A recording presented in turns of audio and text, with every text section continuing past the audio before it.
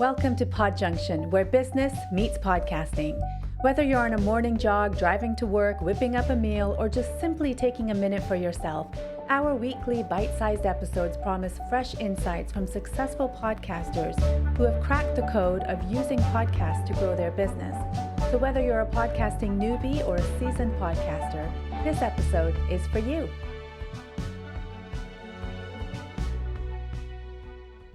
Well, hello, welcome to a brand new episode of Podjunction with me, your host, Matt Edmundson, and my talented, just raw talented co-host, Sadaf Beynon. Welcome to the show. It's great to have you, where we talk about how to use podcasting to grow your business by talking to people that actually do it. Yes, we do. We talk to podcasters, which you and I both do. We're both podcasters. Oh, well, obviously, because we're on... It seems like a rather silly statement to make. Like that watermelon. You're going to have to explain that now because people are going, what are you talking about watermelon for? Shall I show you your computer? Yeah. Hang on. I can't.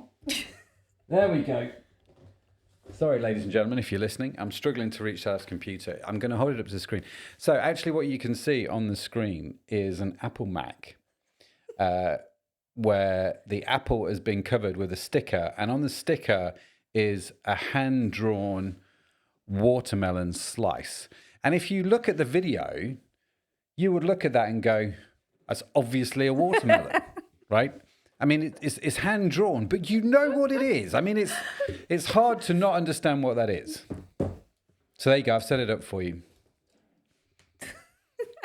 Yeah, so I was just stating the obvious. I was telling Matt about my kids playing, this was one of their April Fool's jokes on me. Yeah. That I actually don't have an apple, I've got a watermelon. So when Sadaf came in and there's a watermelon stuck on a computer, you felt the need to explain to me that it was in fact a drawing of a watermelon. Just in case I'd thought it was. Just in case. I thought it was what? I don't know. Don't know. I thought it was really funny. I was like, well, thanks for pointing out the blindingly obvious. And it worked well for me. I appreciate you letting me know. So blindingly, a bit like us doing podcasts. We are podcasters. In fact, you might not know this about us. If you're new to the show, well, welcome to you. But it's a fairly new show, so you might well be new to the show. But we actually do podcasts other than this one. We have quite a few different podcasts. So I host the e-commerce podcast. We got Push to Be More. You and I do this one. We've got What's the Story. I mean, we got podcasts, man. So it's all going on. So welcome to the show. And we use podcasting to grow our own businesses, as well as chat to people who do the same thing. So yeah, and who have we got on today? We've got Marcia Riner. Marcia Riner again. And she is talking about how her podcast is or has helped establish her as an expert / authority in her field. Okay. When she does her consultancy business. Yep. She's got that. Very good. So the expertise, the authority side of things, which is a beautiful thing. So we're going to get into all of that. We're going to get Marcia's clip on very soon. We're going to listen to what she has to say. And then Sadaf and I are going to chat about it and figure out what we can learn, what we can implement in our own podcasts, or maybe add in some extra thoughts along the way. Hopefully it'll be entertaining, a bit like the watermelon on the laptop. Blindingly obvious. We hope it's entertaining. That should be a new code word. When something's blindingly obvious, we're just going to go watermelon. And so if you're regular to the show, we'll probably forget this by the time we record the next episode. But maybe we'll remember. And if you just hear us randomly saying watermelon, because you heard this episode, you'll know what we're talking about. Oh, yes. Right. Are we doing the clip or are we doing a question? I don't have a question. Let's do the clip. What do you mean? This is the professionalism. There's a general rule there's a general format to this show. Like I do the welcome, although every time we are ready to do the welcome, I say to Sadaf, would you like to do the welcome this week? She's like, yeah, no, not today. My head's not in it. And what episode are we on? 18. 18 times I've said, do you want to do the no? And so, but I do the welcome, and then Sadaf's like, I'm going to start asking you a question between, with the welcome and before we get into the clip. So this is the first time you've not had a question. Yeah, Brooke. sorry about that. I'll have lots of questions after the clip, so let's do that. I'm just going to say watermelon. That's all I'm going to say. And so here's Marcia. What's kept you going, Marcia? Have there been times when you've kind of gone, you know what, this has run its course, enough's enough, I'm going to move on to whatever. Or have you always gone, I just love what I do, I'm just going to keep going? Yes and no. So yeah, I don't want to do any more. But in the reality of doing it, I've found that it has up-leveled my expert status. Mm-hmm. So I'm a business growth coach, consultant. I work with business owners to help them grow their revenue and so on. And a couple of things that you can do to make yourself more credible is to be visible. So I've got 2 books that I've written and published. Mm-hmm. I can't say they're great books, but they're just some strategies and methods that I have on there. I put them on Amazon. I'm sure there are errors in there, but I pulled the trigger and let them go, which, not that they're going to read them, but it shows I have authority because now I'm a published author. Yeah. I'm a podcast host and, with several episodes, audio as well as video. And so the whole circle to this is when someone wants to troll you and validate who you are, the first thing that pops up is LinkedIn on Google searches. And then it starts to show all your other published things that you do. And because YouTube is owned by Google and I publish weekly on YouTube, I rise to the top. So when my name comes in, they type in Marcia Riner, all of a sudden pop, pop, pop, pop, pop, pop, pop, all these things pop up. And I look legit. That's very cool. And so that's really, truly what it's been for me. And now my current marketing is asking business owners if I can interview them about my book. And they're like, who are you? And then they're trolling me as I'm talking to them, and up, pop, pop, pop, pop, pop, up comes all this stuff I'm doing.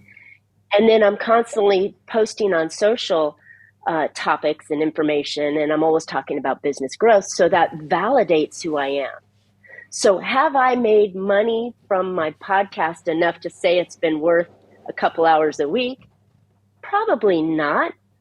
But layering out, oh my gosh, I'm a celebrity in my own mind. The best place to be a celebrity, I can't help but feel. Because I'm published everywhere. And that's why I continue going forward with a weekly podcast. Plus, oh my gosh, I meet really great people. Yeah. I meet really great people. Yeah, it's interesting you talk about how one of the benefits for you and your businesses is sort of the growth or the status of being the expert in the business growth strategy. And a couple of things I've found that podcasting does is, yes, you will get direct clients from it. Do you get enough to cover the time and expense if you're doing a podcast? I think that's going to vary from person to person, from industry to industry, whatever. But there are, like you say, these other benefits that you get from the podcast. And so, yes, you get direct customers from it. But I think a lot of times my existing clients will listen to the podcast and it helps cement that relationship because they feel like I'm listening to you all the time.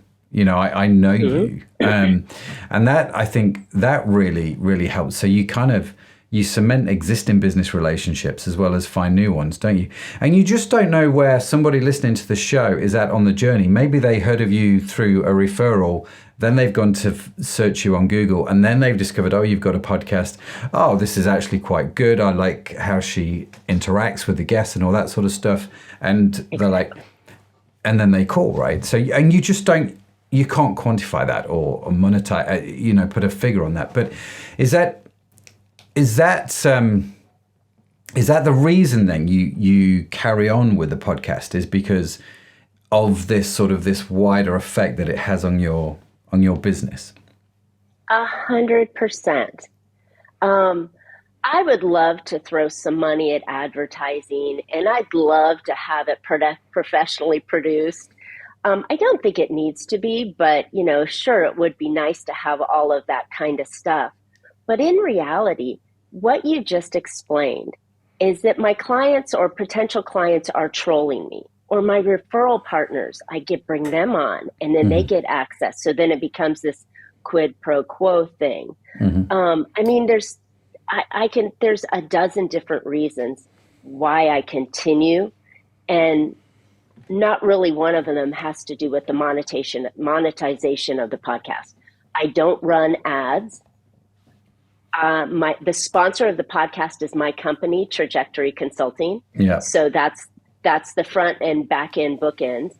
Then my ad, the first after the introduction of the podcast, is my current offer, which is go download my book for free at trajectoryprofits.com/book-download. Go get it, blah, blah, blah. And that's what I'm hoping to monetize, I guess, in my podcast out of. And then I bookend the two commercials, of sort as I'm going. And then the middle of the podcast is all about my guest and their lane, their angle. And it's been fantastic. It really has been, for so many reasons beyond money. If you're intrigued and want to dive deeper into this conversation, check out Podjunction Cohort, where you can listen to the complete interview and much more. Simply visit thepodjunction.com for more information about how to join. Welcome back. I was, as Marcia was talking, and she, how she talks about credibility and how, what was the phrase she used? Trolling, which I think is a great expression. My clients are trolling me. I get what she means by that. I don't know if I'd use that language, but so do you know what happens if you troll you? I trolled you. Did you? Oh, yeah, dear. while she was chatting away, I Googled your name. And now you've quite an unusual name, Sadaf Beynon. It's not like I know many people with that name. So I'm guessing LinkedIn and... Yeah, LinkedIn was the first thing. But on page 1 of Google is now Podjunction. Oh. So she's actually quite right when you talk about podcasting as in be visible. And if people Google you, they're going to see your LinkedIn profile. So you should probably update that. But they also are going to see the fact that you host Podjunction. And she's entirely right, which I thought was quite interesting. That is cool. Yeah. She said credibility. Is that what she said? Like credibility equals visibility, or so flip it the other way around. But yeah, credibility, you've got to be visible. And I like that. You've got to be seen. You've got to be out there. And so actually when you Google your name, because you do have quite an unusual name, you have your LinkedIn profile, you have, I think it's the company website, and then you had, you should try this as an exercise, ladies and gentlemen, if you're listening, just Google your name, see what comes up. And then there was like 3 or 4 episodes from the Podjunction podcast. Oh, nice. Very cool. So it obviously works well. Yeah. Proof is in the pudding, as they say. Doesn't work as well when you Google my name. Oh, no? What did you get? Matt Edmundson, for those of you who don't know, who live outside of the UK, is a quite well-known TV personality. We spell our names slightly differently. So I'm still on page 1 of Google. Okay. My LinkedIn profile came first. Okay. Yay. My website came second, mattedmundson.com. But most of it was the other Matt Edmundson's Twitter account. Oh, dear. Need to work on that. And so, it's quite interesting how, so there's a slight confusion between me and a celebrity, which I always find amusing on Twitter when I get requests from people saying, can you play this song on the radio? And how do you respond to that? Yeah, sure, keep listening. Maybe I'll play that song on a podcast one day. I don't know. But he's a different radio kind of a guy. But it is interesting that actually credibility comes from visibility. And I assume if I kept going and went to page 2, you're going to start to see some of the podcasts. You're going to start to see all the different things that I'm involved with. But I thought, bang on, Marcia is exactly right. That is what happens when you start to do podcasts. They start to be seen in conjunction with your name, and when people start to find out about you, that visibility is there. And every little helps, right? To quote Tesco's. Yeah. I have to say it's a Tesco thing, otherwise they'll sue me for stealing their phrase. Yeah, I guess she also was talking about all the books she's written and everything. So you don't have to write the books. No. You can still be credible / visible by just having a podcasting platform. And I think I'm just looking at what I've written down, but like having those conversations. So you don't have to have the book, you don't have to have all that kind of stuff, but having meaningful conversations, as we like to call them. Yeah. Showcase your expertise as well, Yeah, depending on what platform you're on, which Yeah. then builds rapport with the Yeah. person, which then hopefully brings in business, because that's Yeah. what we're about, right? Yeah, exactly. Growing our businesses through the podcast. Yeah, it is. And I think, for example, the obvious one for me is if I do the e-commerce podcast, I am seen as an expert in e-commerce. That builds my credibility in that industry. So then I get invited to go speak at events, which then it gives me bigger and better exposure, and I get to meet more people, get to network, and the whole thing becomes almost like a self-fulfilling prophecy in a lot of ways. But because I have the podcast and because I've been doing it a while, it does give me that credibility. And also, actually, when you try and get good quality guests, having the podcast. So, for example, we had on, I don't know if I mentioned this on Podjunction, I don't know where I've told this story before or not, but on Podjunction recently, we had Neil Hoyt, right? Now, On Neil. e-commerce. Yeah, on the e-commerce podcast. Neil is an absolute legend, but it's not like he's not known in this industry. He's one of the top dudes at Google.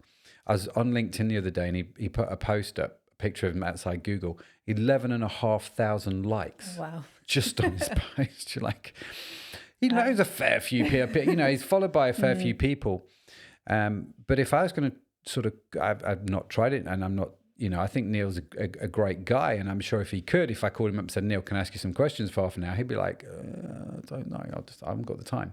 But if I, call him up or contact them and say, do you fancy coming on the podcast? Neil's like, yeah, sure, why not? Let's do this, and very gracious with his time and his information. But it's because of the credibility I think the podcast brings you that door then gets opened, and I get to meet people like Neil Hoyt, right? Yeah. Just putting that out there. So, yeah, I think Win-win. it's definitely a win-win. And I think the credibility aspect of podcasting, I don't know, I think it cannot be underestimated. Now, I don't think you get credibility when you've done 10 episodes. I think credibility comes with longevity in a lot of ways. Yeah. That said, and hear me when I say this, because I'm not trying to gamify the system. Out of every guest that's ever come on our show, and you do a lot, I mean, we talked about this in the last episode on the pre-calls. When I was doing the pre-calls and trying to get guests on the show, in the early days, not one person has ever really said to me how many people listen to it. In other words, how big is your show? Not one person has really said, how long has your show been around? Now, they may go to the podcast page, the web page, and see, they've got, 160 episodes or whatever, which in itself, I think, lends massive credibility as the quantity. If I just had 2, they may be a bit like, who is this chap? But it's not so much about the size. I think it's because do we ever get asked that question? Do you ever get asked that question? I think we did in the early days. I remember actually Chloe Thomas asked that question. Did she? Yeah. Yeah. She was one of our very first ones, wasn't she? Yeah. But she's actually has she been on Podjunction yet? Yes. Yes, she has. Yeah. I know she's definitely coming on, and she'll come on quite a few times because Chloe's just an absolute legend. But yeah, Chloe's a podcaster. Yeah. Right? Yeah. Which is interesting. So Chloe's asked us about it. Occasionally, like 1 in 20 will ask. Yeah, not many people will ask. Not many people will ask. So I don't need, I guess the point I'm saying here is you don't need a podcast with 100,000 downloads a week to have credibility. Yeah. But the podcast still gives you credibility in the eyes of people, right? It just does. And I think that credibility gets bigger and stronger the more consistent you are with your podcast, if that makes sense. Yeah. Yeah. I don't know if there's anything to be said for the guest as well. Like, they suddenly have some kind of attachment now to this podcast because they've guested on it. And so then, then their friends want to listen to it. The people they know will listen to it. And then I think it's kind of a snowball effect in some sense. There really is. I mean, that's another aspect of podcasting, isn't it? When you have guests on and they share it out on their social feeds and their email lists. And that's when you really start to get some momentum going on. And usually, again, 9 times out of 10 people love to share the content because they're proud of what they've done. Yeah, we get a lot of requests for that. Yeah. They want to have the recording so that they can slice it and dice it and send it out. Slice it and dice it. Is that the technical term? Yes. Okay. Yes, it is. Create short form video content from the podcast. Dum, dum, dum, dum, dum. But yeah, I think it's an interesting one, isn't it? And I don't think you can, like I say, don't underestimate the power of the credibility aspect of podcasting. And the reason I say this is because, like any form of social media, like any form of content creation, whether you're writing books, writing blogs or whatever, it can be easy sometimes just to look at it and go, what's my return on investment, right? How much money do I make from doing this? So we do this podcast once a week. How much money does that podcast bring in? Where you kind of go, well, it brings in X amount of pounds or X amount of dollars if you can actually measure it. But it's the intangibles of podcasting that we can't forget. Yeah. Credibility and expertise being one of the most significant ones, that people will perceive you to be an expert in that field in which you're doing your podcast. It's just a natural extension. Yeah. That's my experience. Yeah. I think as a podcaster, you have to have the long-term investment view, right? Yeah. Rather than the direct revenue stream. And she talked also about like she doesn't have ads. She sponsors her own show with, and, she'll highlight her own offers and things like that. That's where she kind of monetizes. Her podcast, Yeah. And I again, full disclosure, I don't know. I mean, Marcia didn't say, and I'm not going to try and predict, but I know a bunch of people that try and do this, and I don't know how much work it actually, in theory, brings in. For some people, it will be part of a sales process. And I think that's probably a good way to think about your podcast. It's part of a sales process. You will get people that will just come and buy what you're selling because they've come to your podcast, they've heard it, they've listened to it and gone, yes, I'm happy to get involved in that. Especially if it's a small amount of money. If they like the sound of your voice and like the content you put out there, then they'll go do it. But again, I think they won't do it on the first episode. They'll do it on probably the 12th or 15th. I don't know what the exact number is, but there's going to have to be some kind of constancy of relationship there. And so again, it's hard to measure the effectiveness of that in a lot of ways, but you can absolutely look at your credibility ratings and they can and should go up over the long term, in that industry. But I like that, this is a whole separate episode in terms of should you sponsor your own podcast? We've talked about, and I think that's what we talked with Chloe about, coming back to the Chloe episode, we talked to her about sponsorship, but should you sponsor your own podcast? Absolutely you should. Yeah. And that's a good way to think about it, because in the early days, you're not going to get sponsors. You're certainly not going to get sponsors that want to pay you any money, that's worthwhile you doing whatever it is you're doing. But you can and should think about your podcast from your own sponsorship point of view. Even if it's for now, just to grow your email list, like, go to our website, sign up to our newsletter. We'll send you the notes and the links every week. Just grow your email list, because that in itself is a valuable asset until you can figure out a way to monetize and grow the business. Like we have Cohort on Podjunction. That's a monetization. It's going to change its name to Podjunction Plus. I think I mentioned that last week. More information coming soon. On EP, we have EP Plus, currently called E-commerce Cohort. You spot a theme here. We're going to change it to EP Plus. We're rebranding and rejigging a few things. But it would be impossible. Absolutely impossible for me to quantify the effect of the increase in credibility and expertise from doing the e-commerce podcast. If I just looked at it from a purely monetary point of view, I'd be like, right, well, we'll go and get sponsors every week. It's a niche industry. We've got thousands of people downloading it. I could probably charge $400 or $500, go get 3 sponsors, make $1,500 an episode. Okay, it's an income, isn't it? And, if I'm doing an episode a week, that's $6,000 a week. I could probably do 2 episodes a week, double my sponsorship revenue, make £10,000, £12,000 a month from a podcast. Not bad, not bad. And actually, I can see why people do that. But I think first and foremost, when you're starting out, the question is, should you sponsor your own show? Absolutely. Yeah. And if you've got something that you can promote to your audience over the long haul, don't get disheartened if you do something like, I've got a course and no one, I've talked about it for the last 10 weeks on my podcast, but no one's bought it. Well, maybe your course is rubbish, or maybe your offer's rubbish, or maybe you just need to talk about it 100 times as your audience is growing, So that's worth saying, I think. Little rabbit trail. Little rabbit trail. What else have you got?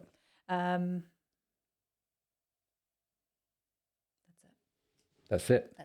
That's it. Well, there we go, ladies and gentlemen. The power of podcasting to build your expertise, your perceived expertise, I think is really interesting. And I started that conversation with Marcia by asking her what keeps her going. And it's interesting that this is what she ended up on talking about, was the whole expertise thing. Yeah. And it wasn't for her just the money aspect of it, or obviously that's going to have an impact on a business, but it's the expertise thing. And I think that's really quite interesting. It's quite telling. I don't know if I would have said the same thing. What keeps you going? Is it an expertise thing? I think it's a visibility thing. I think expertise is part of it, definitely. But I thought it was interesting. That's where she went to. What keeps you going? Just one of these sort of side benefits of podcasting. So, yeah, don't be afraid. And this is, I'm talking to all the British people now. Don't be afraid to be seen as an expert in your industry, because often we don't like to call ourselves experts. It's not a very British thing to do. Not British. No, it's very American, but we don't do it in Britain. No, not at all. But I think it you people will perceive you to be an expert. And there's going to come a point, because she talked about being fat. What was it she said about being a celebrity, which made me smile? I wrote that down. In her mind, she's a celebrity. In her mind, she's a celebrity. It's only ever happened to me once. Oh, yeah? Yeah. But on one occasion, someone came up to me and said, I'm sure I know you from YouTube. I was like, yeah. Yeah, you do. Yeah, you do. And don't get me wrong, it's not like I walk into the supermarket and everyone's queuing up for my autograph, because they're not listening to the e-commerce pod. Let's just be real. But occasionally people do come up to me and go, where do I know you from? I've seen your face somewhere. And especially if I go to like an event, they'll look at you like, are you familiar? Are you? Or when you go on stage, like at an event in the industry, people come to go, I know your voice so well. Yeah. Didn't know your face was like that, but I know your voice. Didn't know you look like that, but I know your voice so well. And she's just like, well, that's really interesting. But yeah, I've only ever had it happen to me once, where a complete stranger walked up to me and recognized me. But I've had it happen several times when I've stood up and done like speaking events, and people have gone, I knew I recognized your voice. And so they sort of put two and two together. Yeah. It's funny how your voice becomes famous. So you and your Canadian accent are now famous. Page one of Google. Yeah. Which is a beautiful thing. Listen, thank you so much for joining us this week. Hopefully you've got something out of this. So building credibility in your podcast, or building your credibility with your podcast. We need to come up with a really funky title to this podcast. I don't know what it'll be, because we've not figured it out yet, but it'll be great. You'll know what it is ahead of time. You'll be listening to me now going, yeah, Matt, you could have done better. I don't know. But whatever it's called, we hope you've enjoyed this week's show. If you haven't done so already, make sure you like and subscribe to the podcast wherever you get your podcast from, because we're just going to carry on these conversations about podcasting and business and how to grow your business through podcasting. And obviously, if you've got credibility, you're going to grow your business. I mean, it's kind of, if you're seen as the expert, people are going to come to you. Do you know what it's done for me, actually? Expertise meant we can put up prices. Oh, nice. Yeah. That is this is one of the hidden benefits, actually. The more people see you as an expert, the more you can put up your prices and charge more. Just saying. So there's that side of things as well. It's all a beautiful thing. So yes, that's how we use Business Grow Podcasting. So is there anything else from you? No? You sure? Yeah, sure. Okay, awesome. Well, listen, have a beautiful day, ladies and gentlemen, wherever you are in the world. We'll see you next time. Thanks for joining us. Bye for now.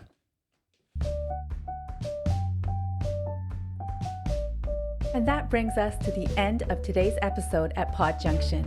If you've enjoyed the insights from this episode and want to hear the full conversation with today's special guest, don't forget to visit podjunction.com, where you'll find more information about how you can join Podjunction cohort.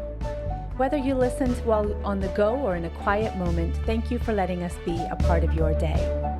Remember, every episode is a chance to gain insights and to transform your business with podcasting. So keep on tuning in, keep on learning, and until next time, happy podcasting.